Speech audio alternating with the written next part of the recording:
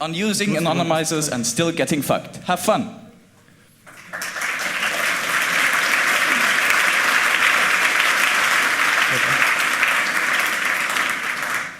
So, thanks for coming to this talk.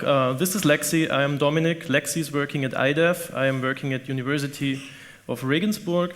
And we're going to talk about 4 different topics related to profiling of web users in presence of anonymization services. So first part is Lexi's part. There's one major subline on the whole talk, and that is provided that you are using some kind of IP layer anonymization service like a single hop web proxy, Tor, whatever, choose it, you are not just safe automatically. And we'll show several examples in this talk that still can do some harm to you. The first part is filtering of JavaScript in web-based proxies. So web-based proxies are something like PHP scripts proxying HTTP requests. You have seen those most likely. And we have taken a look at 2 of the more popular implementations. Unfortunately, both of them are kind of dead pigs, so hacking them is really not so much fun. Still, they are out there and they are widely used. So just in case you come across one of those, be very cautious. If you look at the code, it feels a little bit like Rocky training, so just beating on a dead pile of meat. The first thing is actually, well, why don't you want to have JavaScript in your browser? Because JavaScript is a Turing-complete language. You can do a lot of stuff with it, and especially you can profile users in a lot of ways. Like, I'll skip those details, but I just give them orally because you already know it. You can grab the screen size of the user and profile him. You can get the time zone of the user. You can get the clock drift from the user, like if his clock is permanently 5 minutes late, you can use that to identify the user. And there are many more examples. So basically you don't want to have JavaScript running in case you want to be anonymous. Now, phproxy does use regular expressions to filter out JavaScript. The problem is that HTML is a language that is way more capable than regular expressions. If you have ever visited a second-year computer science class, then you probably know that regular expressions are just regular automata. But in order to pass HTML, you need something like stack machines. So this goes wrong in just another way, and I will not go into that in many more detail. I'll just show you that first what phproxy does is it removes all the script tags, and after he's finished, he removes the no script tags. Why he does it, I don't know, because if you just use this way, then phproxy will, well, actually it will just remove only the no script part, and then you got all the no script, the JavaScript through the web-based proxy. And then you can again use all this JavaScript to profile the user. The same, oh, sorry. Okay, so the use case for this one is a user has no script enabled, but it just has enabled JavaScript from the original web page, but not from any other web page. So what you can still do in JavaScript is you can just load a CSS from another server, and usually the loading of CSS is not filtered in any kind of web-based proxy. So you can use this one also to just identify the real IP of the user. And finally, some proxies do filter JavaScript applets, Java applets or Flash applets, but they just filter here the original path up there. What the what the coders of those proxies did not knew, that if you put the path a second time down here in the param tags, this one gets completely ignored. So while they filter that one, this one is actually getting used. So it makes no sense to filter that one. So that was the first part. Thanks, Lexi. And the second part is on identifying users based upon their web profile. So all of you are aware of the problem web profiling may cause to users' privacy. What I am talking about is if attackers are able to observe a user's web requests over a long time, they may learn the user's interests and even maybe their identity. Remember the AOL search log thing when AOL released search logs when some of the users contained in these anonymized log files could be de-anonymized solely based on their search keywords. Now, we're considering specific attackers in this talk only, and the attackers we are considering are either anonymizing proxies, like web proxies or CGI proxies. We are also considering third-party DNS servers, like the popular Google public DNS, which is pretty fast and says it's secure, and OpenDNS. And we are somewhat also considering anonymizers like Tor, but only very briefly. And the overall question is whether we can whether those adversaries can track your activities if you're using them. So if you're using anonymizer.com daily, can anonymizer.com track you over several days? That's the central question here. Obviously, this is rather trivial if you're always using the same static IP address. If you're always using Anonymizer from the same address, Anonymizer just has to basically union all your web requests and build a big, large, fat profile out of them. And until now, most people would think that it's rather difficult if you're not using the same IP address every time. So if your identifier changes frequently. And now you would say, fortunately, I'm using a DSL provider who assigns me a new IP address every day, and fortunately, Tor switches circuits every 10 minutes. But what would be if we could actually link multiple sessions and basically tie them together, match them together, solely based on your surfing profile?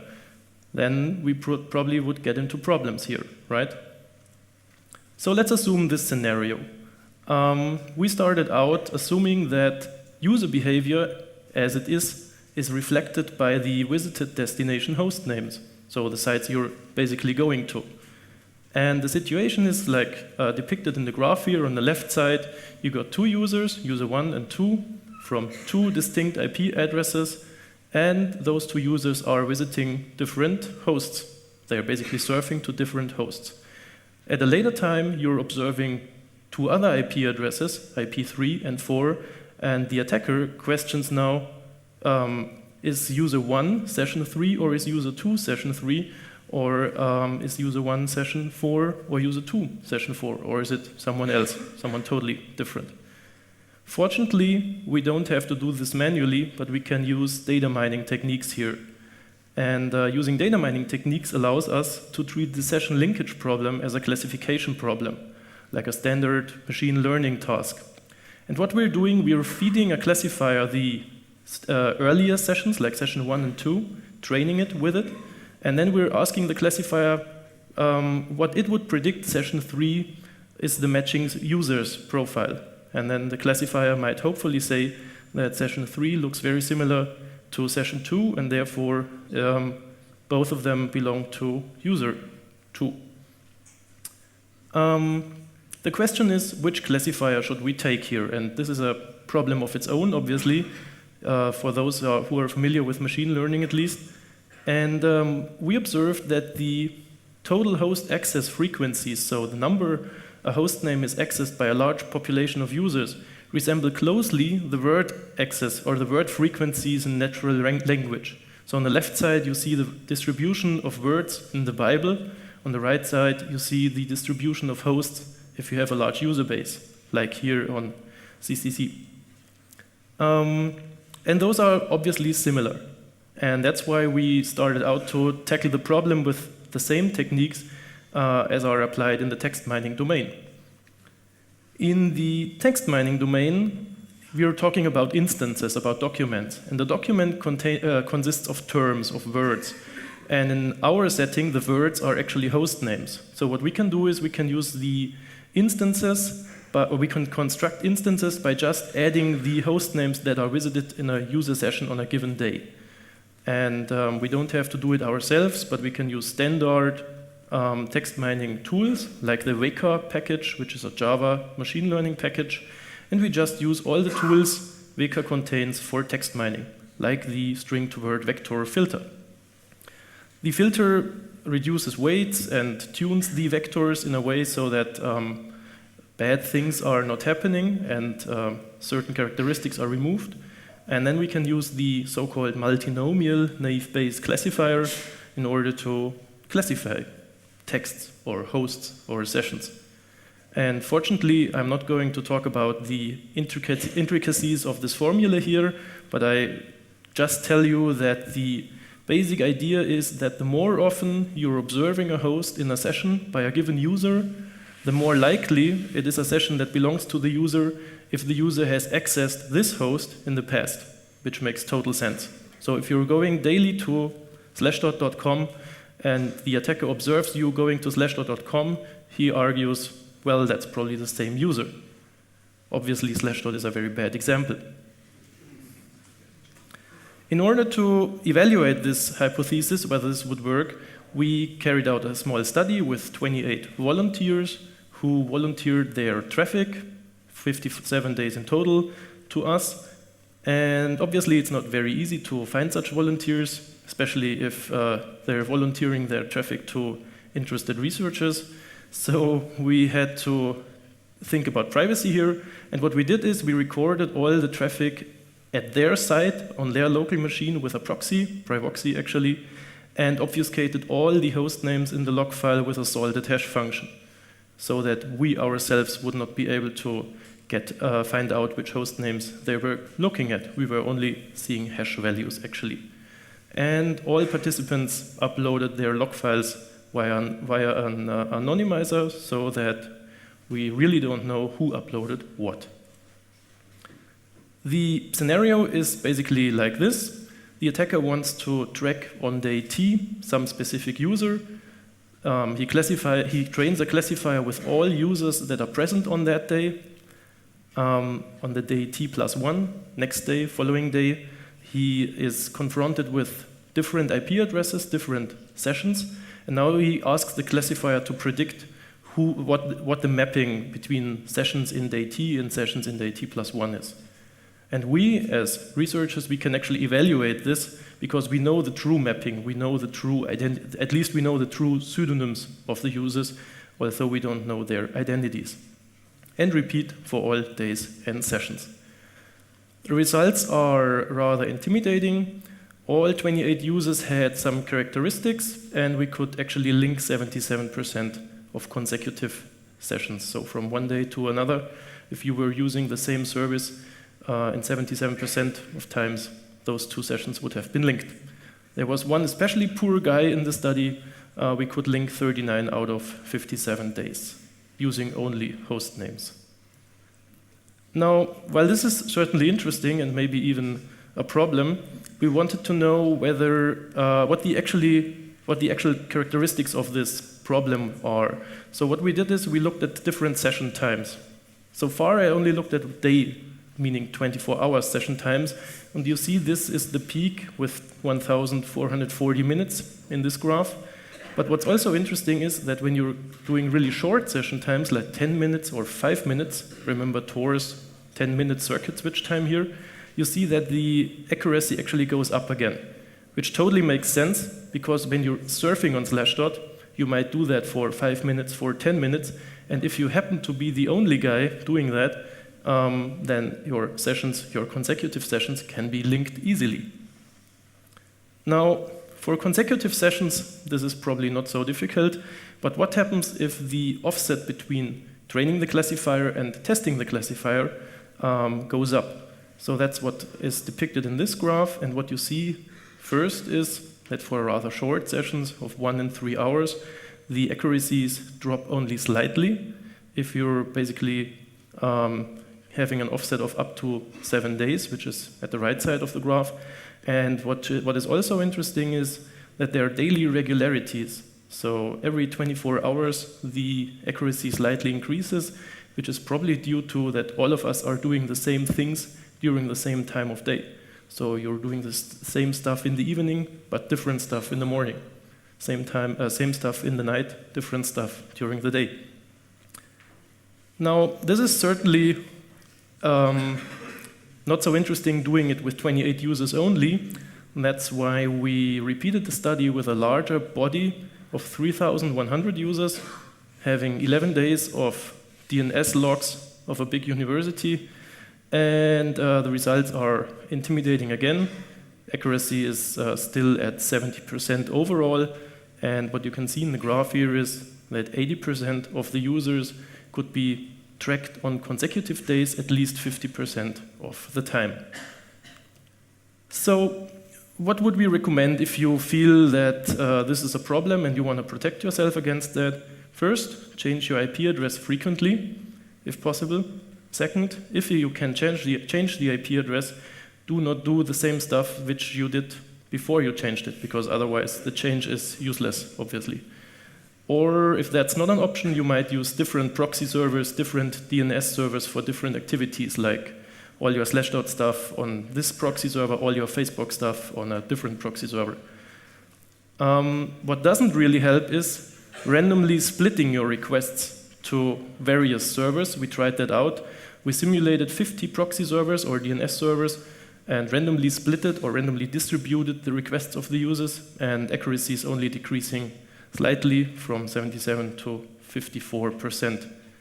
What's also not really an option is to restrain yourself and restrict yourself only to the top most popular pages, because we thought that it's probably a good idea to only stay on Google and Facebook and /dot, because that's everyone doing, right?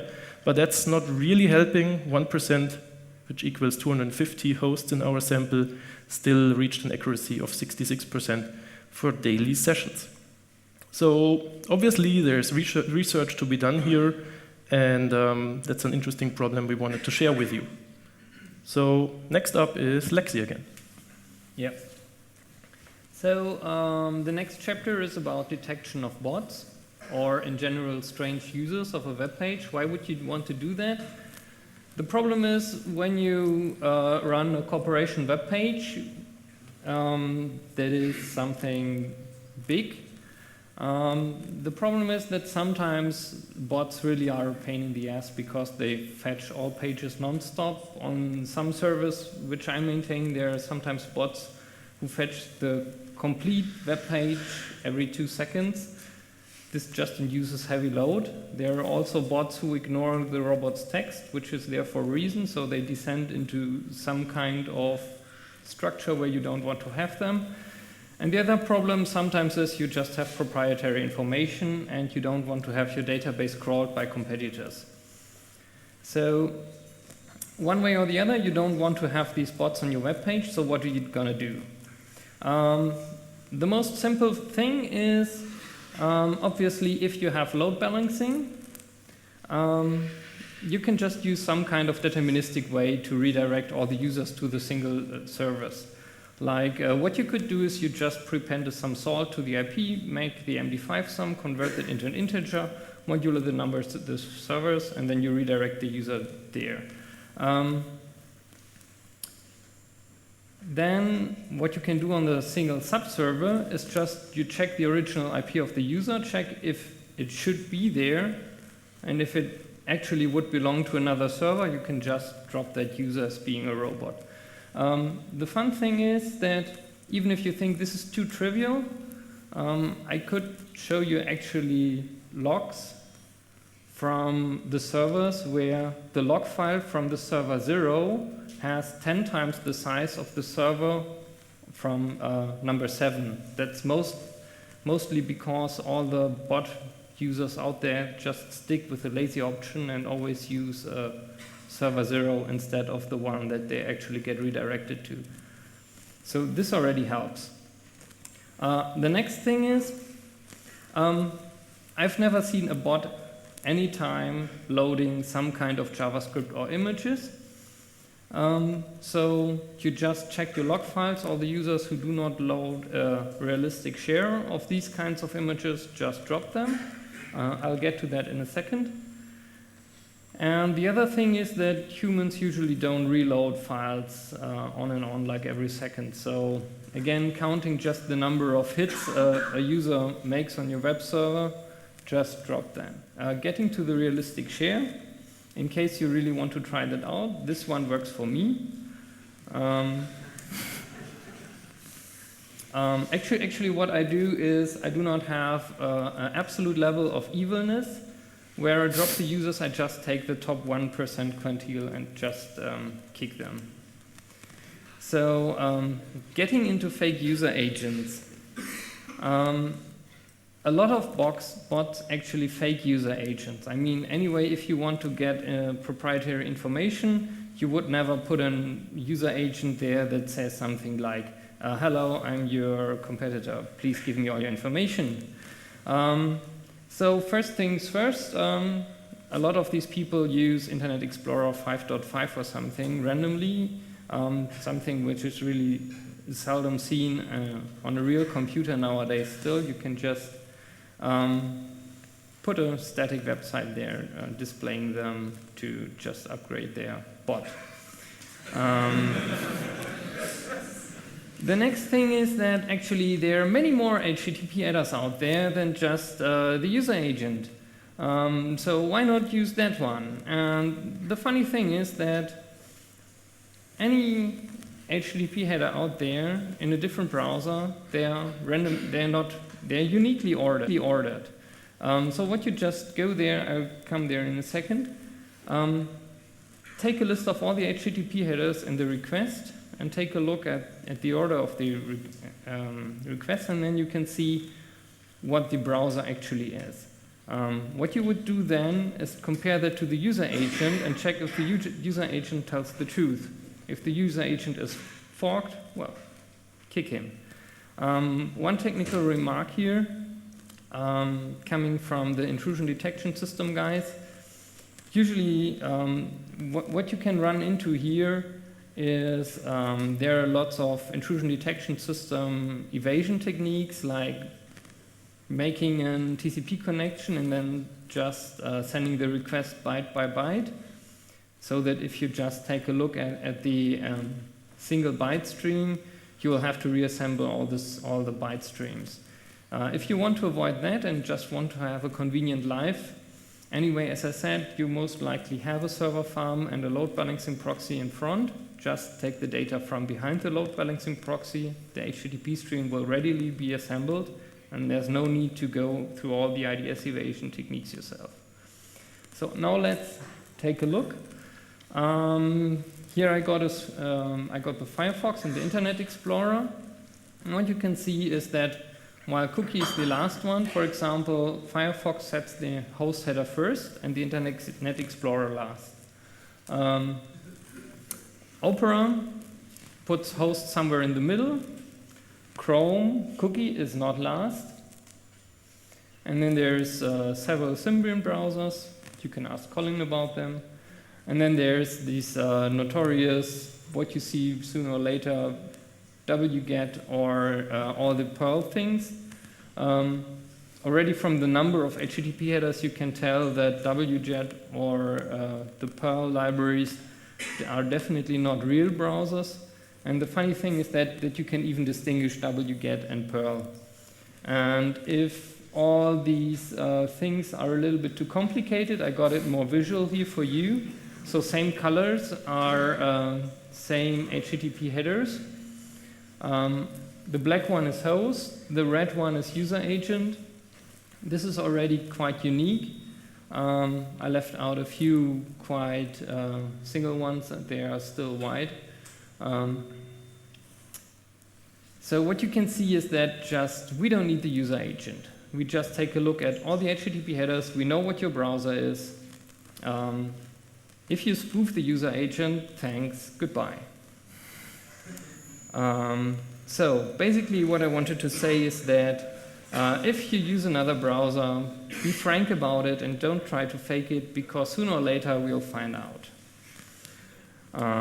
So next one is Dominik again. Thanks, Lexi. So final and last part of this talk is regarding local attacks on Tor, and you will see what's about that. Now, Tor, I guess we are not going to explain it to you again. It's a mixed network, if you haven't heard about it. And the interesting thing is that in Tor, local attacks, like attacking the connection between Alice and the first entry node, or the entry node, are supposed to be not possible, right? Because everything's encrypted 3 times, and rather difficult to find out what's transferred from Alice to the entry node. So Tor support is supposed to protect us against local attackers. That's why many people are using it when they are in a foreign network in order to protect their privacy. Now, we're going to show you an attack which might question this statement. And the attack is basically called a website fingerprinting attack. This is nothing new. It has been researched since at least 2002 in various things and various procedures. And we're only working to improve it slightly and even more slightly. The basic idea is that website fingerprinting is a traffic analysis attack, and all traffic analysis attacks are operating on metadata only, meaning they are not relying on content whatsoever, but are taking timing, packet count, packet sizes, direction, and stuff like that into account. Only that, nothing else.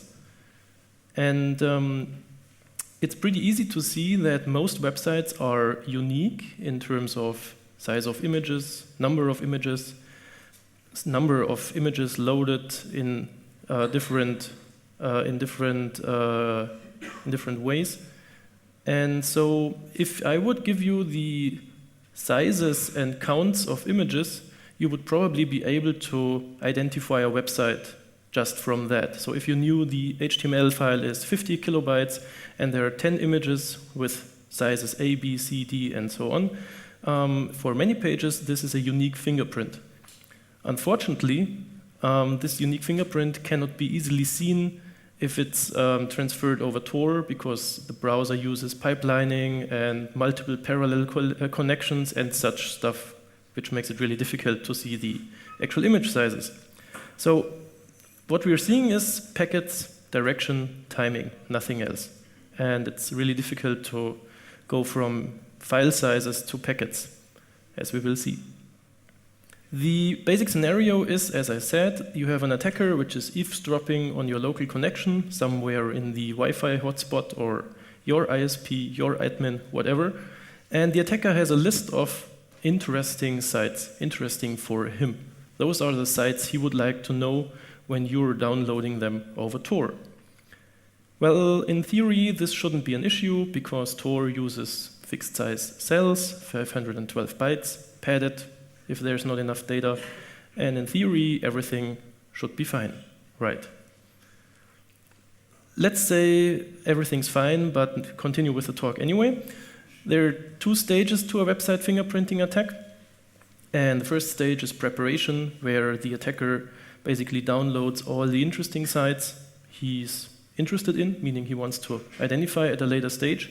He uses Tor himself, and he downloads them multiple times, like 20 times in the course of a week.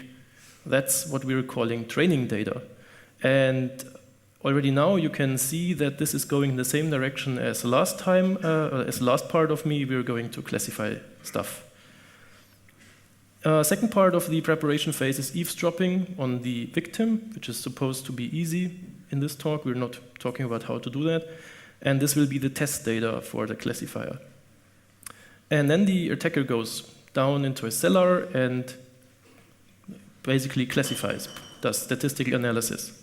What he has to do is he has to extract fingerprints from the training data. I will get to that in a minute.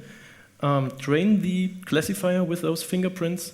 Then he will basically apply the classifier to the test traffic, and the classifier will tell the attacker which site might have been retrieved. There's a number of assumptions here. I have not put any details about them on the slides. I can tell them orally in short. First assumption, the attacker knows which operating system the victim is using, which browser the victim is using, so that he can replicate the victim's traffic realistically and pretty well. That's probably not too bad assumption because there are not so many operating systems and not so many browsers. In the worst case, the attacker tries all combinations and the right one will be there. Second assumption is definitely a harder assumption. The attacker is supposed to be able to extract single web requests, like the download of a single website from the stream of data. It has been shown that this is a hard problem because most users are doing multiple stuff at the same time. There may be web radio in the background and all sorts of stuff. But for now, we're ignoring this problem and we believe that the attacker will have somehow the capability to extract single page loads. So that's that basically. Now, what does this website fingerprint look like? And keep in mind what I was talking about when I was talking about instances in the second part of this talk. We're starting with the output of a TCP dump this time. In the TCP dump, you get easy access to packet lengths, direction of flow, and timing. But what we're actually only interested in the very basic case is packet lengths. So in this case, you got them printed on the slide, and the target or the aim of the attack is now using those packet sizes, solely those packet sizes, finding out whether it's website A, B, C, or D. In order to give you a visual impression of what those fingerprints are looking like, they look like this in a histogram form. So on the x-axis, there are the packet sizes. Left-hand side is all packets sent by the client. Right-hand side, all packets received by the client.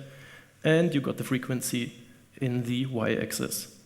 So obviously, this is pretty similar to the former problem with host names and such stuff.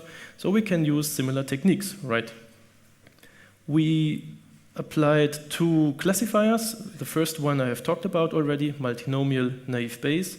And the second one are famous support vector machines, basically the state-of-the-art classification engine used by machine learning people today. I cannot explain to you how support vector machines are working. Let's say they work magically. It works, definitely. There's something about hyperplanes separating instances, and no, you don't want to hear about that today. An important part of machine learning in general is feature extraction. And so far I've only talked about extracting the packet sizes, and this works not really well, at least not for Tor.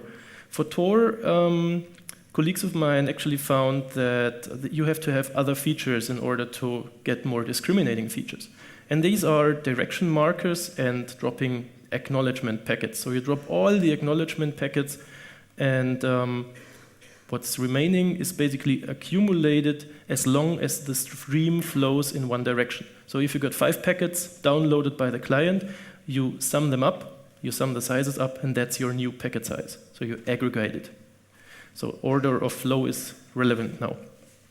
We set up an experiment in order to evaluate this again. 775 popular sites downloaded via Tor in the real network, 20 times per site.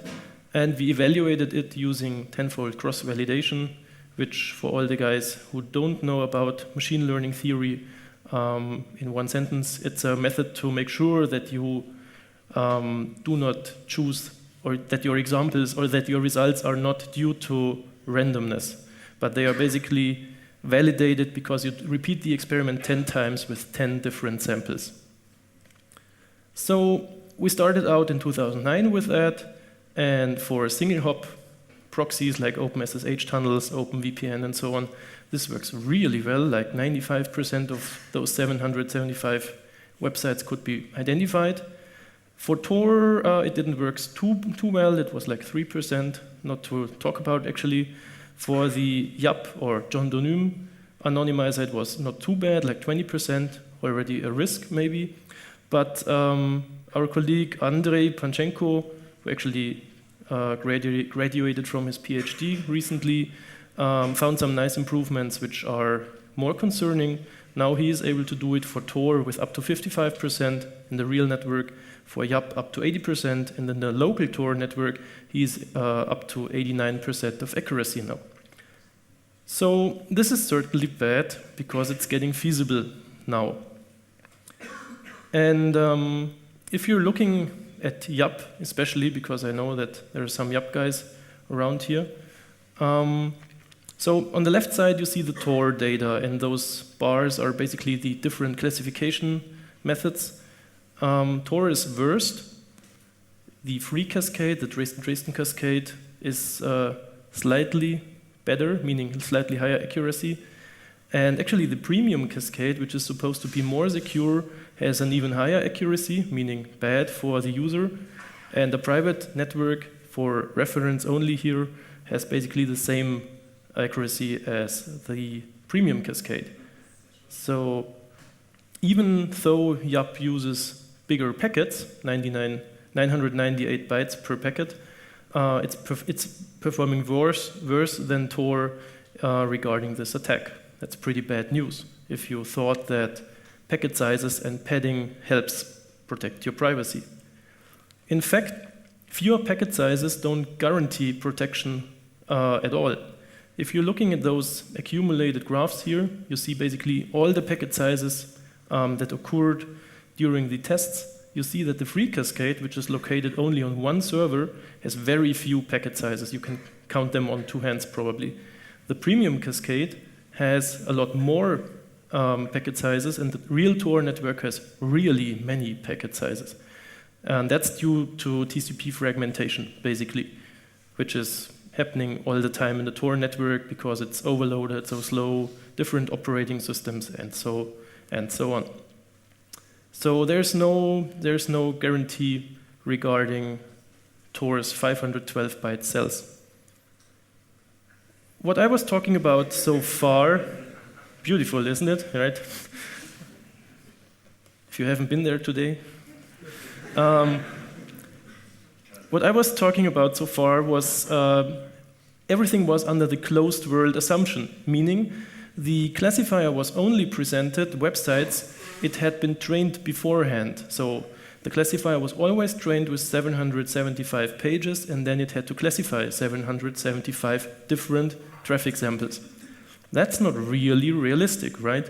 Because in the real world you got billions of pages, and only a very few of them are interesting. So that's why we left the closed world and put it into an open problem. And that's done by using a very few number of interesting sites, like 5.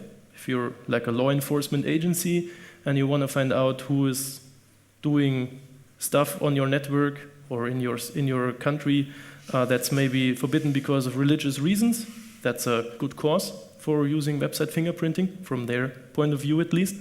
And they would put basically a blacklist of pages with sexually explicit content on the network at the ISP level, and would try to find the people who are downloading that stuff, which is, from a religious perspective, not allowed in their network. What they would do is they would put a lot of random sites into one class, we call it the other class, in order to lure the classifier away from classifying uninteresting pages to those sexually explicit pages. So we need a basin where the classifier can basically put all the randomness of the internet into. The following experiment uses 5 interesting pages, samples uninteresting pages from the Alexa top 1 million list, and the question is, how many uninteresting pages should you use during classification to get less than 1% false positives? That's an important thing, to get only few false positives, because each and every time you get a false positive, you think someone retrieved sexually explicit content, although they didn't. And the graph looks like this.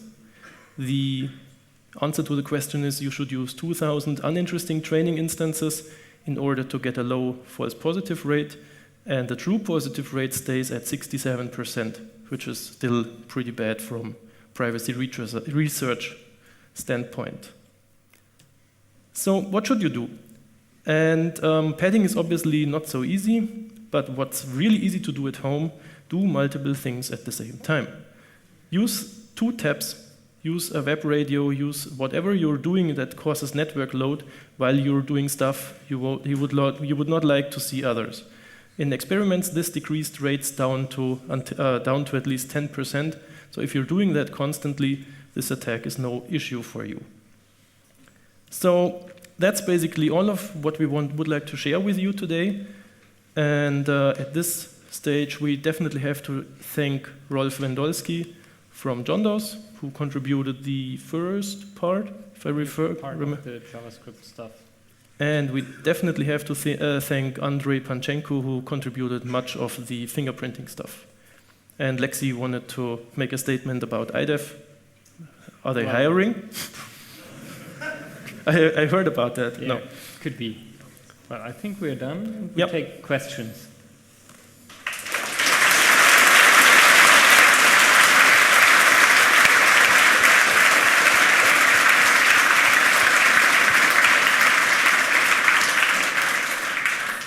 So, hands up if there are questions.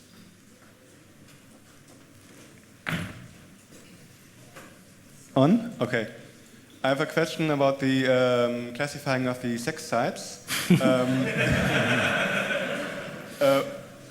What kind of features did you use for your classifier? Packet sizes, nothing else. Direction. And direction. Yeah, packet sizes and direction. No content whatsoever.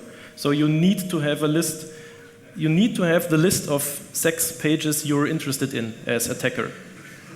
So no image recognition stuff. Hello. Test data. Is it possible to download it? Excuse me? He's asking about test data. So you want to download test data, traffic data, basically. I can answer for myself that I have put on my website at University of Regensburg 2 gigabytes worth of traffic logs. They're old. They're from 2008. I'm not sure whether Andrei is releasing his data. Probably. I don't know. We should ask him, or you could contact us. Send us a mail and we'll see what we can do. I have a question about the header order. How accurate is the header order? Excuse me? Could you? Speak up, please. Yes, sorry. The order of headers in the browser. Yeah.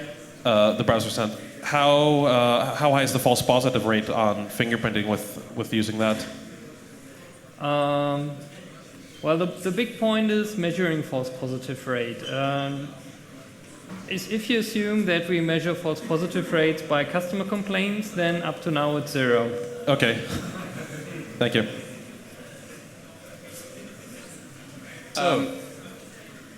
I want to know how static the fingerprint of a website you're making is, because I'm thinking about pages like 4chan or things. They change quickly enough that a text doesn't seem viable for pages like that.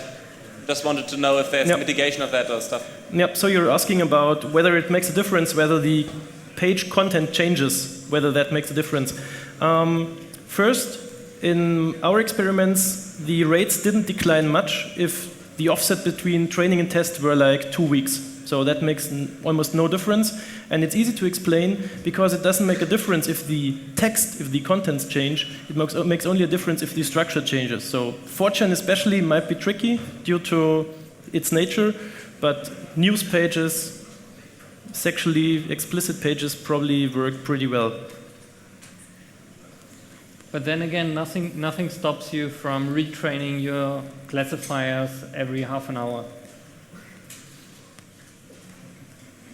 Question from IRC. Is it difficult to fingerprint websites which change very frequently? I think we got that already covered just right now. Internet never disappoints.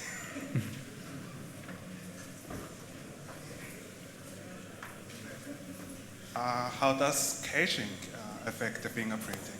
Sorry, how does what? Caching. Did you get it? Caching? Browser caching. Caching, oh yeah. I did actually experiment on that, not with Tor, but with OpenSSH, and it's decreasing rates from 98 to 92 or something like that. So I cleared the browser cache and I didn't clear it, and that's where basically the difference came from. So it's not so bad, because most browsers still at least query whether the object has changed, which means an HTTP request in the response. So you definitely get packets even if nothing has changed, because the browser usually can't decide on its own that nothing has changed, but has to look it up on the web server. At least a not modified answer has to come back. If it's not coming back, meaning if you're basically mirroring the whole internet, then you're definitely safe. Oh yeah, and then just think of caching, that if you've got a browser like Chrome in incognito mode, then usually if you do something privacy sensitive, you don't cache at all typically, so because you don't want to have this stuff on your local hard disk. So, wouldn't heavily personalized page like Facebook Could stream... you wait for something? Okay. Wouldn't a personalized like Twitter stream, Facebook prevent you firstly to fingerprint the page and give me privacy? So you mean, I'm not sure whether I got it right, but what I understood is whether a personalized page is immune to fingerprinting. Yes. No, it's not, because the structure is basically the same. If your Twitter page lists 20 items, it will always list 20 items. I mean, the text doesn't matter anyway, it's encrypted, right? So as long as you don't have a personalized page which is very different each and every time you download it, which I don't know about actually, then you're not safe. This, from a statistical point of view, this was a first order analysis. Are there any efforts to do a second or higher order analysis to have time correlations between packages? I think this should increase or decrease the safety dramatically. Timing is a problem, because timing is highly unreliable on an anonymizing network. Like on Tor, you have no timing guarantees. Each and every time you download a page, it may come down over a different circuit, which is why every time you wait, but you wait differently long. So we haven't looked at timing so far, and I don't think it will help much. Actually, it might decrease accuracies, but there are definitely more features out there, and the search for better features will definitely continue. You can bet on that there are more researchers in the world looking at that problem, trying to find better features in a higher order, definitely. Can I disable the fingerprint if I random load images that are shown on the page, or JavaScript is not? So you wanna, so you're asking whether it's possible to download, like regularly, in short intervals, images of random size in the background. That will help, definitely. To a certain extent, one should admit.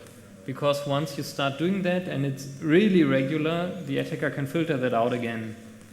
So you want to do that at random intervals with random sizes and random images. Like you could start a web crawler at your computer or something. Basically, it will decrease maybe the rate of sites recognized, but may increase your visibility, right? Yeah. If that's the thing you want to hide, yeah. Okay. You talked about recognizing robots because they're not loading JavaScript, for example. Do you get false positives if somebody is using, for example, the Firefox extension NoScript? No, because these people use, they load images, and then what I do is I do not use all of these measures I told about strictly, but I use them for a scoring system. So if there's only one or few things that don't hit, I don't classify the users as bots. Do you see any better ways to protect ourselves? I mean, as you know, that statistics probably will kill the loading in background thing.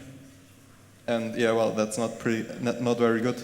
Yeah, so you're asking whether there's a do you have any solution? idea for better protection? I mean, or yeah. Apart from idea? No, you're asking for better protections. Well, from a network point of view, the Tor guys are probably worried a little bit only because it's not really so practical. I mean, it's only 60%.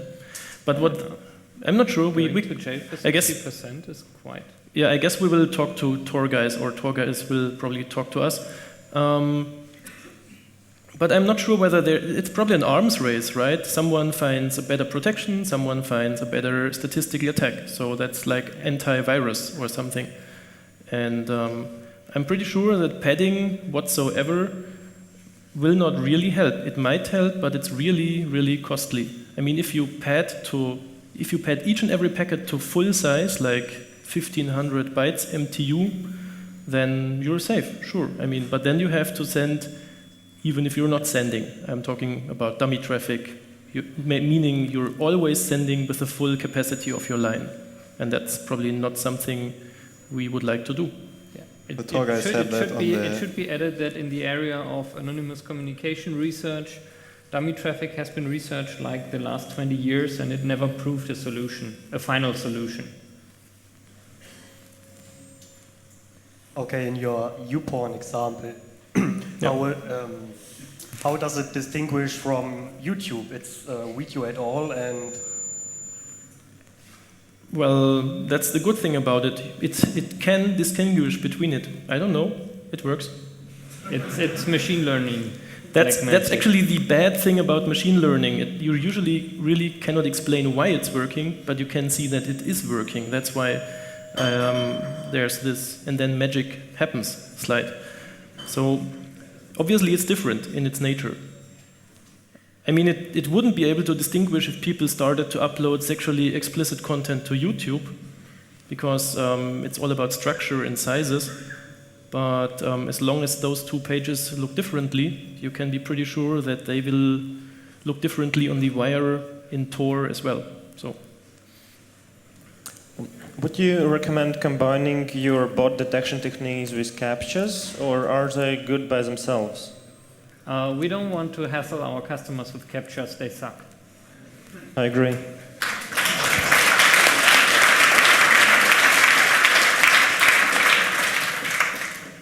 For Tor, enabling bridging or exit relay, how does that affect? Sorry, I didn't get it. Bridging or? Bridging or exit relay.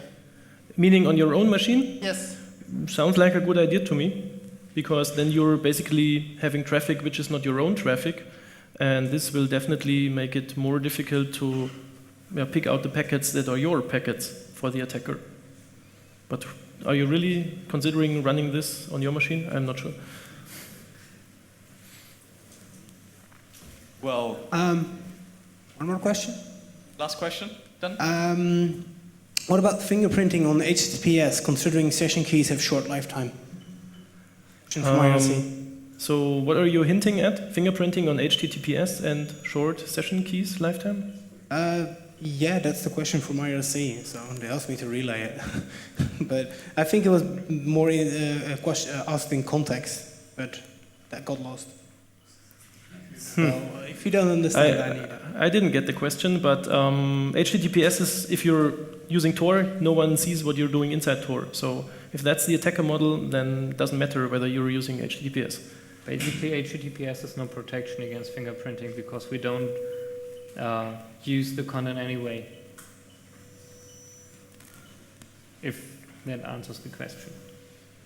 Well, if there are more questions, maybe you can ask them yourselves. Thank you, Lexi and Dominik. Thank you. Yeah.